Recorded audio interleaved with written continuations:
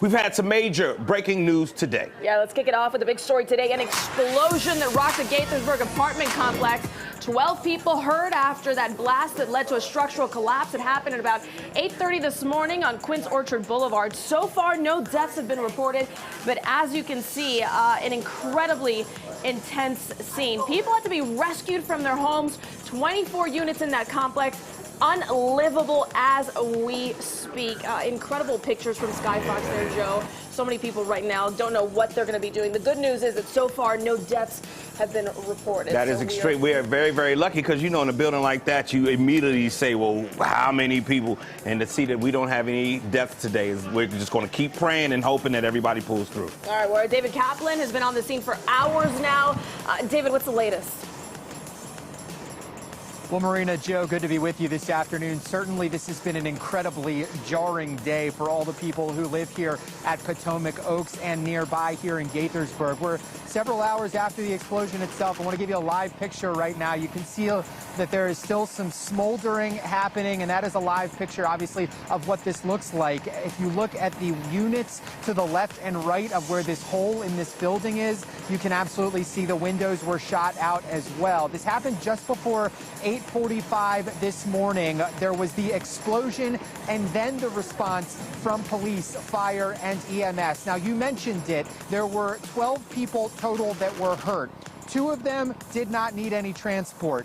2 of them were transported in critical condition. That leaves 8 left. We're told those were non-serious injuries, but those involved 4 adults and 4 children. The 2 critical patients were adults as well. Very, very clear from the fire chief right now here in Montgomery County that the cause of this remains under an active investigation. They are not willing to say exactly what might have caused this. Part of the reason that may take a couple of days is because they want to ensure the structural integrity of that building before they go in and they do what they need to do to investigate and find out what happened here.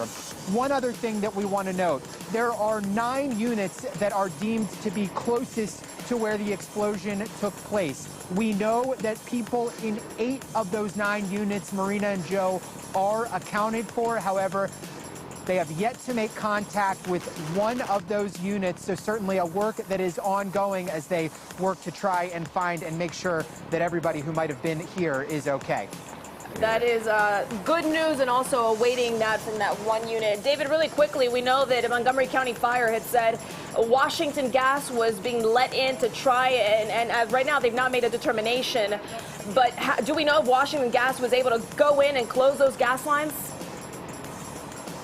So we do, and that was an update that we just got a couple of minutes ago, is that Washington Gas, when fire officials did arrive, the fire was still burning, largely because it was being fed by gas. Now, we are told that that has been completely shut off, so the source that was continuing this fire has been eliminated. So that's a little bit of good news here and a step in the right direction, to be sure. Now, we've also heard a lot from neighbors, and this is something we'll dive into starting at 4 o'clock, about a smell, an odor of natural gas. Now, we want to be clear, there were no calls to 911, according to fire officials, in the last week or so for an odor of gas. However, there was a call, and crews came out here on September 22nd due to a gas smell. What happened in that call? That is something that's continuing to be investigated. We're hoping to learn a little bit more information about that at 5 o'clock. So please be sure to tune in starting at 4 for all of this news as we continue to learn more and more details. We're going to continue to learn more and more details starting at 4 o'clock. Marina? That Joe? is a very important note. Yeah, There's September 22nd they came out for gas. David Kaplan on the scene for us tonight. Yeah, that's crazy, because if they've come out for gas and then nothing was done and then this happens, somebody's about to be liable. But I'm really just hoping that person, the last person they're trying to find, gets found. Certainly, I think that's a big concern there on the scene. Let's bring in Montgomery County expert, Moco Show himself, Alex Saronis. Alex, thank you for being with us today.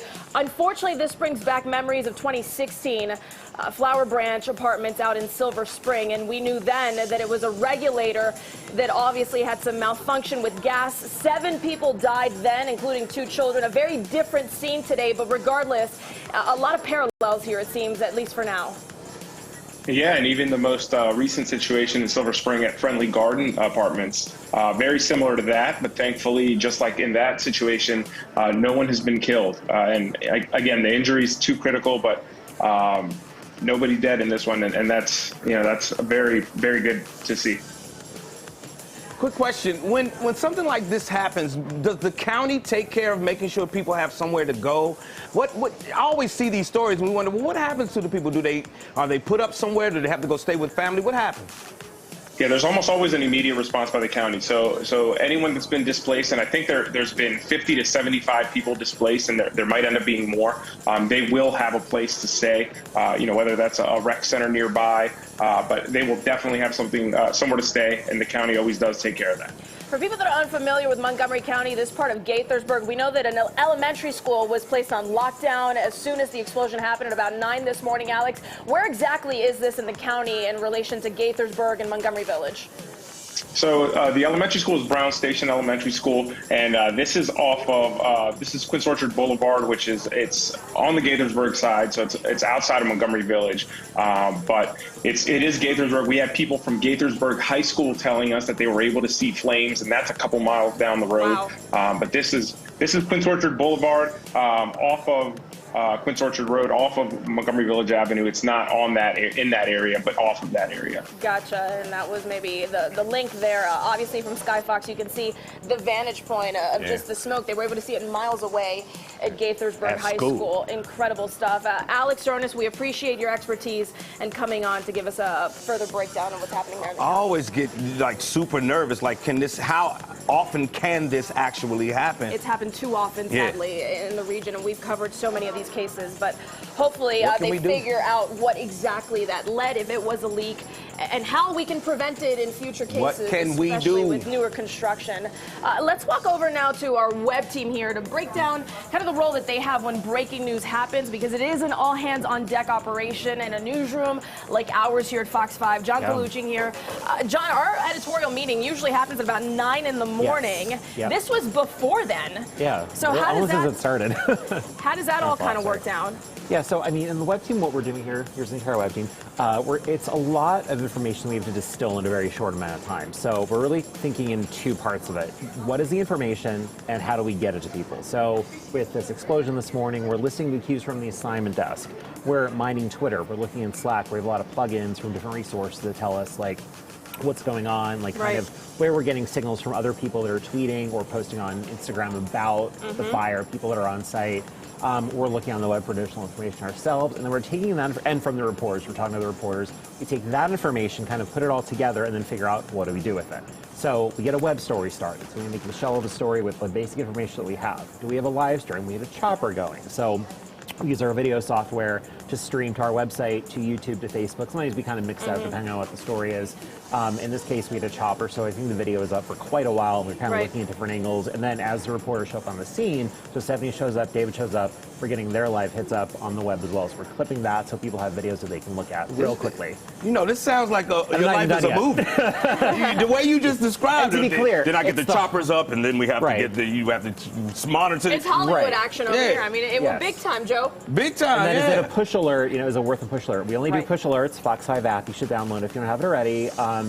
We only bother you if it impacts today, but it's a team effort. So you're saying this movie, it's this entire team here that are taking all the pieces, and we're talking to each other about you do this, you do this, you do this. Right. So we Is get social media your guiding light here in a situation where it's breaking news, especially in the immediate aftermath? Sometimes, yeah, because that's where we're getting a lot of the raw photos, and some of the video that we've already seen on our Twitter feed or we've already aired on air earlier are coming from social media. So we have to kind of quickly get that, kind of see if we get permission to it. That's what we will fuel a tag board with sometimes, is some information. But a lot of times, sometimes we'll actually get emails and phone calls, like old school from people to the assignment desk who will tell us. Did you say old school? Sorry. Emails are old school? Wow, thanks. Well, phone calls are old school, but not email, whatever. But it's really just like the biggest, I guess, stress point in that moment is there's just so much information. So we actually can get a lot of it, but then how do we make sure, okay, what do you need to know? How do we get it to you? Well, there's another part that works in conjunction with you guys, and that's our producers. And you got someone like producer Haley. Haley. You were here, and you hadn't even made it also into the editorial meeting, and it was already chaos in here trying to get out to Gaithersburg. Yeah, Marina, I got here at like 8:15, and obviously all this happened around 8:30, so it was pretty soon after I got here. Our morning shows were on air, but it's a lot like John said. The name of the game is communication, and so much of that is through the assignment desk. They work very hard in situations like that. That's why our entire show takes place right in front of their desk, because they just are trying to get our crews out and telling us where everyone is. You know, we had a lot of people like David running out right before the meeting started, and you can tell he's been there for the last 6 hours. So it's just kind of fun to give you guys a peek behind the curtain into how it all works. And that's the whole point of this show.